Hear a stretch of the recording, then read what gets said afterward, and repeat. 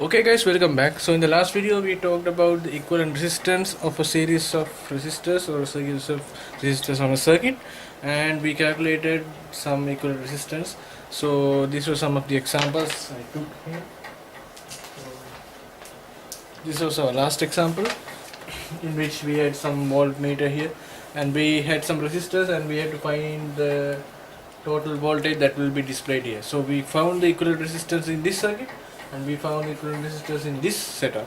So we found the equivalent resistors for the whole circuit, and we have already been given the current there, and we found the voltage across these two ends. So that's equal to these two ends. So we found finally the voltage across these two ends. So that was our last video. So for all these videos I have been discussing so far about the equivalent resistance and the other stuff on current electricity, we assume that there is no resistance inside the battery and the wires. Now for most of the videos from here after as well, we'll be assuming that there's no resistance inside the wires, but from now onwards we'll also take into consideration the resistance as offered by the battery or any other source that is providing us us with the voltage that is needed to produce a current across two ends, right? So from just hereafter we'll also be taking the resistance of the cell.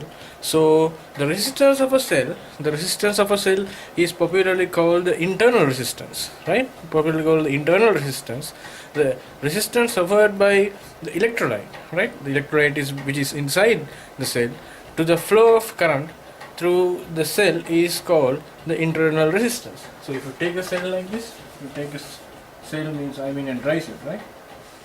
If you take a dry cell like this, right? So there will be an electrolyte inside. This is not rather chemistry, right? This is not rather chemistry, but I'm just explaining you, right? Explaining it to you. So there's an electrolyte here. So this electrolyte, so if you will versed with electrolytes and other stuff in chemistry, you will certainly understand this. So if you have an electrolyte inside this cell, this electrolyte will provide some kind of resistance or some kind of friction, like force, like not friction actually, a force like friction, right? So that when some force is passed through this, if you give a force F here, the total force that will be produced from this is not equal to F, right? Not equal to F, because some of the energy or some of the force or some of the velocity or some of the acceleration that is provided to this cell is being harmed, or is or this electrolyte acts as a barrier to stop this, but some energy will flow out or some force will flow out. So that's very similar when some current flows out, some current will flow out, but some current will be remaining here. But actually what we happen to learn here is that the same current is flowing, because the decrease in the current is somewhat complex in the circuit. So what we will do is that we assume that there's a cell like this and an electrolyte inside this, like this. But we happen to send the same current I and obtain the same current I here. But what we say is that if the resistance of this cell, is R, normally we denote it by simple R. We normally denote in the cell notation. You will learn about the cell notation after some time, right? Cell notation in the second part of this video, and for now also I will be using the general concepts of cell notation. For cell notation we normally use R for the internal resistance of the cell, and capital R for the resistance that is built up either by the load or by resistors or any other material that is resistant to the current flow. So we use simple R here. So what we do is we can put V equals IR, assuming this as a ohmic conductor or a metallic or any other conductor. V equals IR. So the voltage loss across this cell is I times its resistance R. So this is the voltage loss. So we assume that the current to be equal at both ends, so that the same current passes through this end, so that the current is not the quantity that is being lost but the voltage. So the voltage of the cell, not only the cell, voltage of the whole circuit is dropped by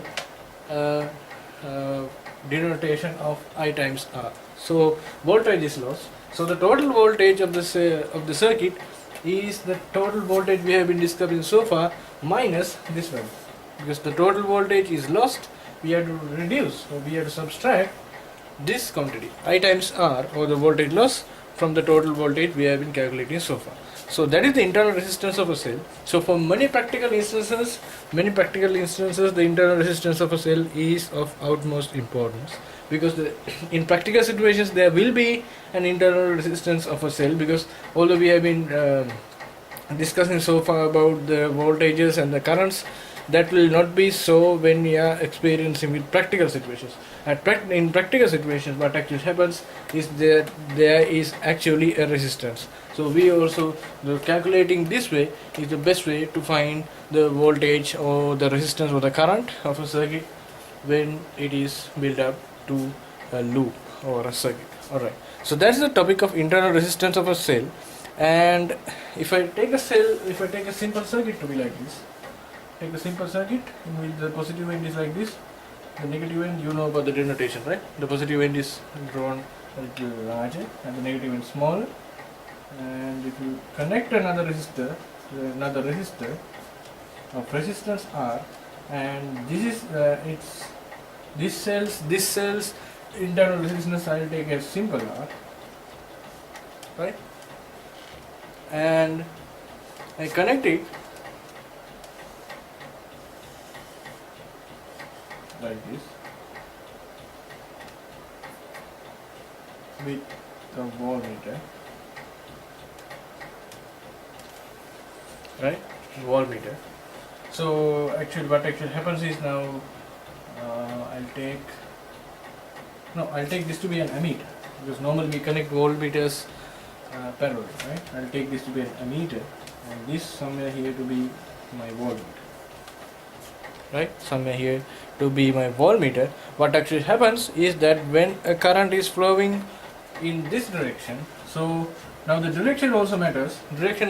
So I'll explain that in a little while. So the direction also matters. So I'll take the current's direction to be from the negative end towards the positive end, and so the current is going out from the positive end and receiving at the negative end, like this. So the voltage loss across this cell is I times R. So this is IR, and the voltage represented by this resistor is I times its resistance, which is capital R. So the total resistance across, I'll take this to be A, B, C and D. So the total voltage across VAB or VBA is IR plus I times capital R. So that is also equal to I times R plus R, because you can take I out, right? But what actually happens is that now VAB, if I denote VAB by something, now I'll denote it by VAB. It's easy, but I'll explain what is VAB later. So what actually happens is I times R now is the current that passes through the cell, this dry cell, times its resistance, internal resistance. So that is actually equal to the voltage of this cell. Because you know, if you put V plus IR to this, V means actually the voltage. So V plus IR. So what actually happened before was that we assumed that this to be 0, right? Not the voltage to be 0, but we assumed that the resistance to be 0. So what actually found earlier was that the total voltage across, so the total potential difference between these 2 points is equal to the voltage as experienced by the resistor. So we found VAB to be IR, but what actually happens when there is a resistance, when there is an internal resistance within the cell, is that we also have to take into account the voltage or the potential difference as produced by the dry cell. Alright, so what actually happens is that now we say that now this is the total voltage of the cell, total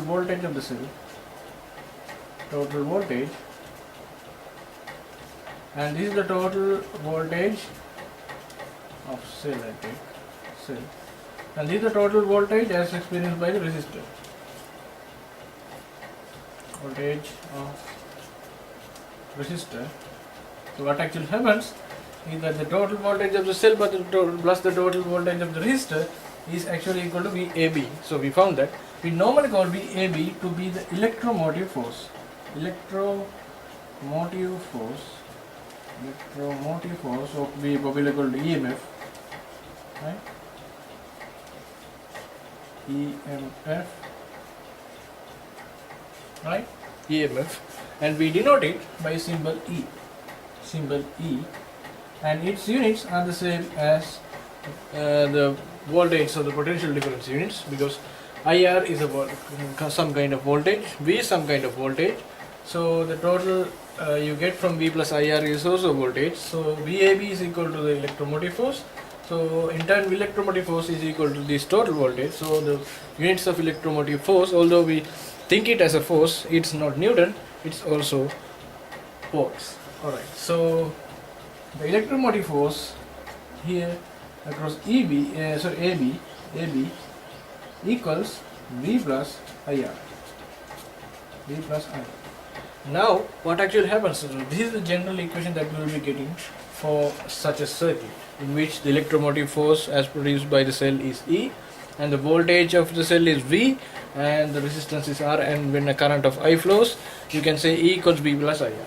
But this plus sign is of utmost importance, because for some circuits, if you connect it the other way, if you connect this cell the other way, if you connect this cell this way, right, this way, so that the current flows from the negative terminal to the positive terminal, what you will get is that you will lose some current. Now here you will charge some current, because the current is flowing through this one. So this is actually, we can call this the load. So the battery or the cell is being charged by the load, right? Being charged by the load. But if you connect the other way, the cell loses it. Now this is very similar to the concept of charging a capacitor and discharging a capacitor. When you charge a capacitor, what actually happens is that the load, you give some what you call the not the capacity, the coulombs, right? Or what you call the charges from the load. So you, under some potential difference, you have some capacitance. So Q equals CV in that case. So that will be discussed in the videos on capacitance and electrostatics. So that is not actually relevant to this, but actually what is relevant is that as in charging a capacitor, what actually happens is, now in this position you increase the electromotive force, because you add up these two. You add up the total voltage of the cell to the total voltage of the resistor as experienced by the resistor, not the total voltage of the resistor, total voltage as experienced by the resistor. So you add up these two, means V is positive and IR is positive, means that actually EAB is greater than V.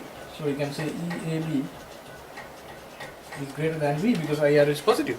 So what actually happens is that if you connect now, if you are just keeping in free space, E will be equal to V. If you just keep it in free space. Let's say if you keep the cell on some table or something, E will be equal to V. But if you connect it like this, what actually happens is that E will be greater than V. So E will increase, keeping V constant. So V should be constant. We can change V. Then if we want to change V, we have to change the electrolyte and the other stuff as well.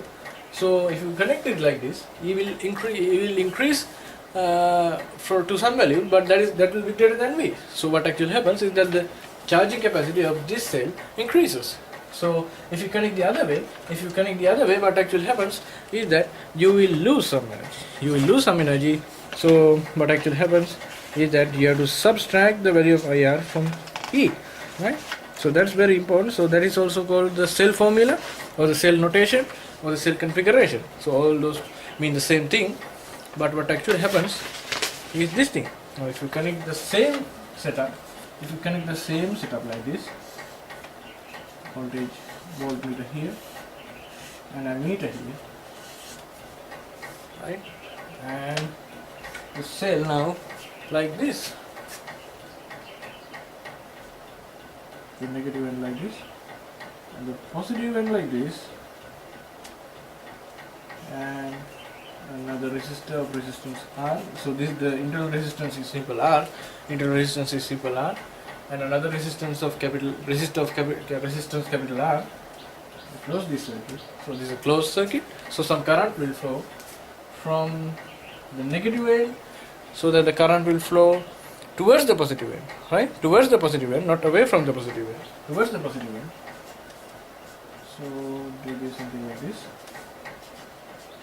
Actually, the ammeter reading is I, because the ammeter is reading the current's ampere range. Right?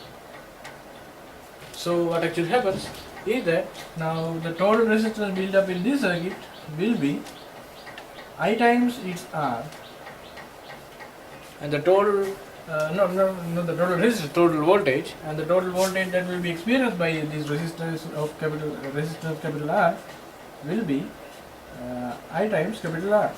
So what actually happens is that now the charges are flowing. Now the charges are flowing away from the. Now the charges are flowing away from the cell, means now the cell is actually discharging. So this is similar to the discharging of a capacitor.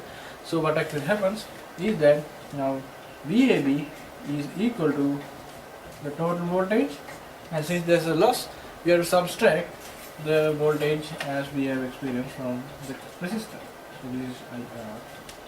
So we normally call, as I mentioned in the first part of this video, this is E or EEB equals V minus. So E equals V minus IR. So what actually happens is that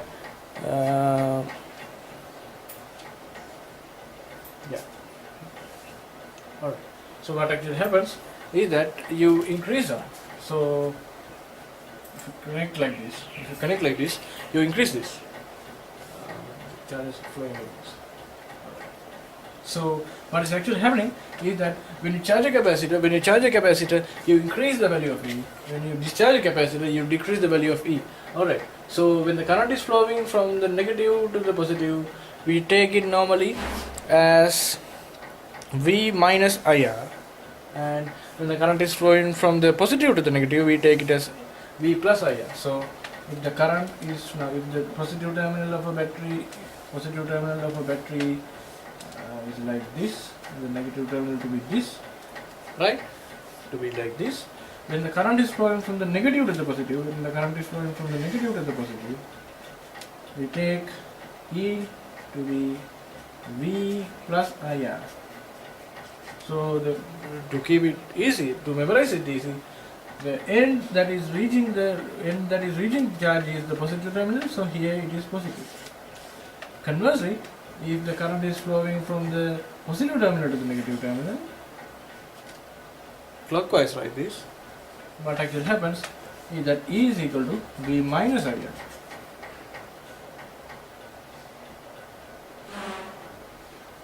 Sorry, this is minus, right? This is minus. So here it will be E V plus IR. Right? So this is plus. So what you have to remember is that now when the charge is flowing from the minus to the positive, it will be minus, and from the positive to the negative, it will be positive or plus, right? So we have to take now we have to take the end that is producing the current. So the end that is producing the current here is the negative terminal. So we have to subtract V IR from E, and in this case, the end that is producing this current is the positive terminal. So what you have to do is we have to add up these two, add IR to it. Alright. So that's a simple setup. Now if you were given something like this, if you were given a simple example, so I'll wrap up this video after explaining a simple example.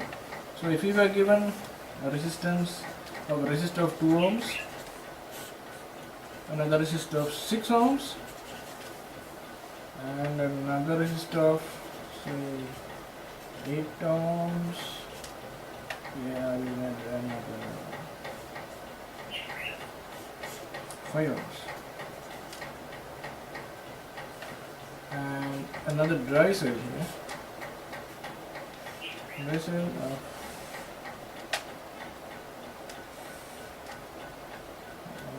8 volts. 8 volts, and its internal resistance No, I'll take the internal resistance to be calculated, and the current that flows through this circuit in this direction to be 6 amperes. So what I'm asking is, what is the value of R to make this setup, to make a current of 6 amperes to flow through this circuit. So what we'll do is we have to find the total resistance across this circuit. So first of all, now this is a combination of effective resistance and the current that is flowing through this, or the effective resistance, the Ohm's law, and the current theorem, or the current configuration, so, or the current notation. So what we have to do is we have to find the total resistance of this set first,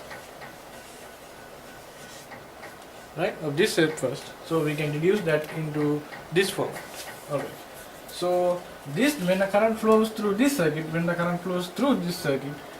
now the voltage at this point and this point will be equal to the voltage at this point and this point, for this loop and for this loop, right? For this setup and for this setup, the voltages will be equal, so these two are parallel to each other. So the effective resistance of these two resistors will be 1 upon R equals R, I'll take R1, is 1 upon 2 plus 1 upon 5, right? So 1 upon R1 is equal to this is 5 upon 10 and this is 2 upon 10, so that will be 7 upon 10. So R1 will be equal to 10 by 7. And if you replace this by a 10 by 7 resistor, 10 by 7 ohm resistor, these two resistors, now this is the effective resistors. If you take the effective resistors, we found that will be 10 by 7 ohms. So what actually happens is that if you replace these two resistors by a 10 by 7 ohms, these two resistors, the effective resistance of these two, the effective resistor which can replace these two resistors and this resistor, all of them are now in series because the same current is flowing through them, but the voltages are different. So the total effective resistance of this set, in the set I have circled here, is, if it is R2 or REFF, I'll take REFF because that's the final effective resistance, is, so all I series means we have to just add up 10 by 7 plus 6 plus 8. So 6 plus 8 is 14. So 10 by 7 is approximately 17 upon 3, so that will be about 1.42, and 1.42 plus 14 means 15.42. So that will be close to 15.4 ohms. So now we can put V equals IR to this setup. Actually E equals V. Now the current is flowing. Now if the current is to be set like this, the current should flow from the positive terminal towards the negative terminal. The current should receive at the negative terminal and the current should leave at the positive terminal. So that is very similar to this case. The current is receiving at the negative terminal and going away from the positive terminal. So what actually happens is that what I will do is that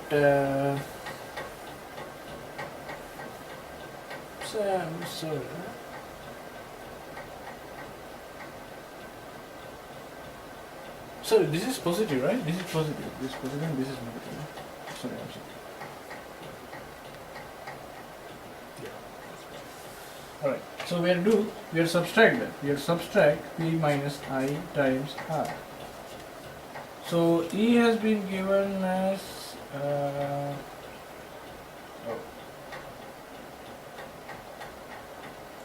electromotive force. Total electromotive force to be. I take the total electromotive force to be 10 volts, right? 10 volts. I'll take the total electromotive force to be 10 volts. So 10 equals V minus IR. So I will be 6 times this one. Sorry, no. I'll calculate E, right? I'll calculate E here. So E is equal to V is 8 minus I times R, which is 6 times 15.4. So 6 times 15.4, 6 times 15.4 is 24, 90, 92.4. So E will be negative.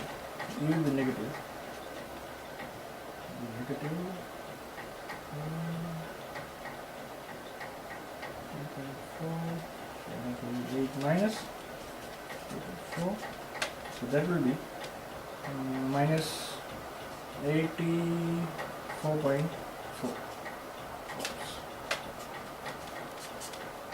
So simply like that. So that's just a simple example. So that's about the electromotive force and the internal resistance of a cell, and see you next time with a new concept on current electricity.